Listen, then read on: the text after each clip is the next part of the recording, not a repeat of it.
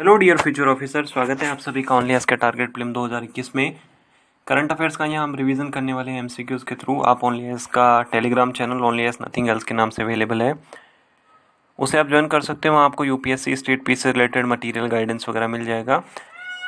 And in videos की already playlist बनी हुई है, आप वहाँ से चेक कर सकते हो प्लेलिस्ट में से ओल्ड वीडियोज़। पहला सवाल दिया हुआ है, हमें करेक्ट बताना है कंपोजिट वाटर मैनेजमेंट इंडेक्स के बारे में।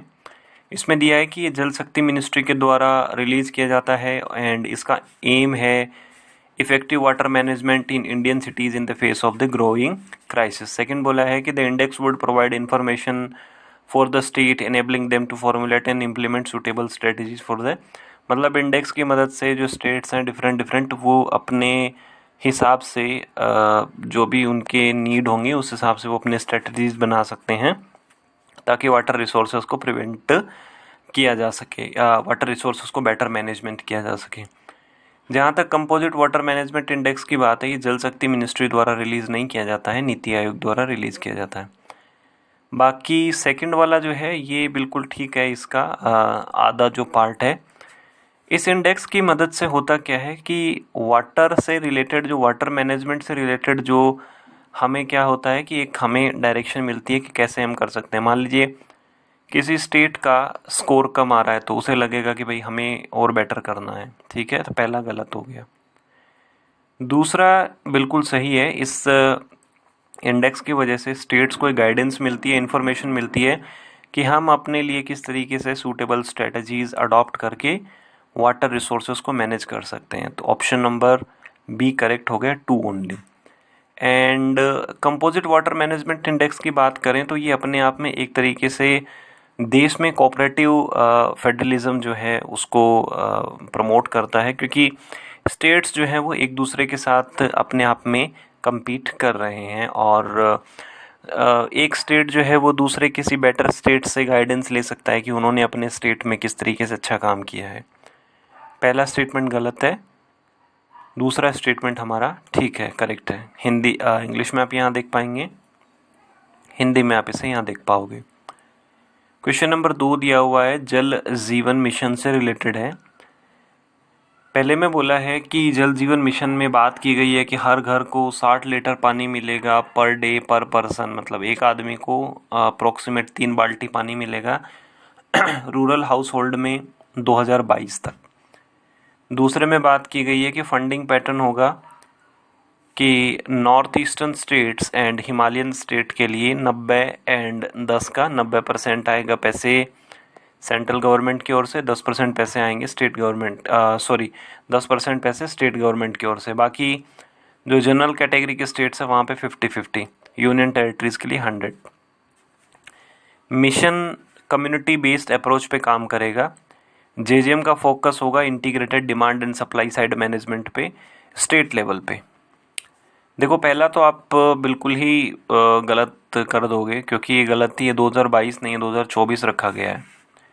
दूसरा इसमें बिल्कुल करेक्ट है। दूसरा करेक्ट इसलिए है कि फंडिंग का पैटर्न यही है, 90 एंड 10 का है एंड जनरल कैटेगरी स्टेट्स के लिए 50-50। ऑप्शन नंबर बी यहाँ पे करेक्ट हो गया। अब बात बची तीसरे स्टेटमेंट की, तो ऐसा कोई हमारे पास स्टेटमेंट ही नहीं है, कोई ऐसा कोई ऑप्शन ही नहीं है जिसमें कि तीसरा मैच करता हो। अगर दूसरा हमें पता है कि करेक्ट है तो हमें तीसरे की नीड ही नहीं होगी। तीसरा गलत क्यों है? तीसरा कम्युनिटी बेस्ड अप्रोच पे ये काम करेगा, एक तरीके से जन आंदोलन होगा। प्रधानमंत्री मोदी जी ने बोला था कि इस मिशन में जनता को भी साथ आना पड़ेगा, जनता को भी हाथ से हाथ मिलाना पड़ेगा, तभी ये हो पाएगा। लेकिन यहाँ पे बात जो है वो स्टेट लेवल पे मैनेज नहीं किया जाएगा, माइक्रो लेवल पे मैनेज किया जाएगा, मतलब गांव के लेवल पे कि किस गांव में कितनी पानी की डिमांड है और उसी के अप्रोप्रिएट हम सप्लाई करेंगे। कई बार आप देखते होंगे कि कुछ ऐसी लोकेशंस होती हैं जहाँ पे पानी की उतनी रिक्वायरमेंट नहीं होती है जितनी वहाँ पे सप्लाई होती है। मतलब अगर आप किसी अर्बन एरिया में, शहरी इलाके में रह रहे हो, तो आपके घर में मान लीजिए कि दिन में 500 लीटर पानी की रिक्वायरमेंट है, तो कई बार आपको लगेगा कि मेरे घर में 2 घंटे से पानी आ रहा है, 2000-3000 लीटर आ चुका है। तो इस तरीके से तो स्टेट लेवल पे नहीं है, ये माइक्रो मैनेज किया जाएगा इसको गाँव के लेवल पे। पहला गलत है, दूसरा सही है, तीसरा हमारा गलत है। हिंदी में आप इसे यहाँ देख पाएंगे। एंड ये जल जीवन मिशन में है कि सभी गांव वाले जो घर हैं उनको 2024 तक हर घर नल से जल। बाकी इसमें कन्वर्ज होंगी सेंट्रल एंड स्टेट गवर्नमेंट की स्कीम है। तो मान लीजिए कि स्टेट गवर्नमेंट की कोई स्कीम चल रही है, वो पानी से रिलेटेड है, एंड सेंट्रल गवर्नमेंट की भी अगर कोई स्कीम है, एग्जिस्टिंग स्कीम है, तो वो सब मर्ज हो जाएंगी। और मर्ज होने के बाद में, मर्ज होने का मतलब ये नहीं है कि सेंटर एंड स्टेट सिर्फ एक ही स्कीम पे काम करेंगे। अगर स्टेट के पास कोई ऑलरेडी स्कीम है तो वो पैसे वहाँ पे डाइवर्ट हो जाएंगे इस स्कीम के लिए। इंटीग्रेटेड जो सप्लाई मैनेजमेंट डिमांड है वो लोकल लेवल पे रहेगी, गांव के लेवल पे। And creation of the local infrastructure, like कोई तालाब बनाना है, एंड बाकी जो ग्राउंड वाटर रिचार्ज है, बारिश का भी जो मानसून में कितना पानी आता है और हमारी छत, हमारी जो रूफ है उससे वो पानी निकल के पूरा वेस्ट हो जाता है, तो इस तरीके से हमें उसको बचाना होगा। Global commission on adaptation seeks to, मतलब ये कमीशन बना हुआ है ग्लोबल कमीशन। ये किस पे काम करता है? प्लेनेट की इन्वायरमेंट से related problem, political support for the building, climate resilience and disaster resilience. Option number B correct हो जाएगा। ये जो ग्लोबल कमीशन ऑन एडेप्टेशन है 2018 में बना था। और क्योंकि क्लाइमेट चेंज अभी एक समस्या है, जलवायु परिवर्तन एक बहुत गंभीर समस्या है, बहुत सीरियस प्रॉब्लम है, एंड इससे अगर हमें टेकल करना है तो सभी लोगों का सपोर्ट चाहिए होगा। एंड सपोर्ट के साथ साथ हमें फंडिंग भी बहुत हैवी चाहिए, क्योंकि कुछ ऐसे देश हैं, कुछ क्या बहुत सारे ऐसे देश हैं जो या तो गरीब हैं, या तो वो लीस्ट डेवलप्ड हैं, या फिर वो डेवलपिंग है, तो वहाँ पे भी हमें फंडिंग की रिक्वायरमेंट है। तो बिल्डिंग क्लाइमेट रेजिलियंस से ये रिलेटेड है, हिंदी में आप इसे यहाँ देख पाएंगे। बाकी इस तरीके के जो कमीशन होते हैं आप उनकी वेबसाइट पर ज़रूर जाएँ, और उनकी वेबसाइट पे एक पेज होता है अबाउट अस, तो वो पेज ज़रूर पढ़ें। हालांकि हिंदी मीडियम के विद्यार्थियों के लिए थोड़ी प्रॉब्लम होती है, क्योंकि ये जितने भी फॉरेन से रिलेटेड जो बॉडीज़ हैं उनके या तो इंग्लिश में रहेंगे, फ्रेंच में, अरेबिक में, इस तरीके से रहते हैं, वहाँ हिंदी में थोड़ी प्रॉब्लम होगी, बट आप एनी हाउ थोड़ा सा मैनेज करेंगे तो हो जाएगा।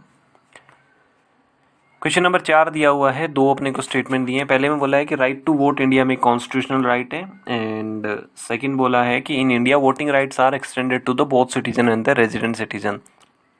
देखो ये जहाँ तक पहले स्टेटमेंट की बात है, ये ऑलरेडी यूपीएससी सिविल सर्विसेज में आ चुका है, आई थिंक 2015 या 16 में आया था।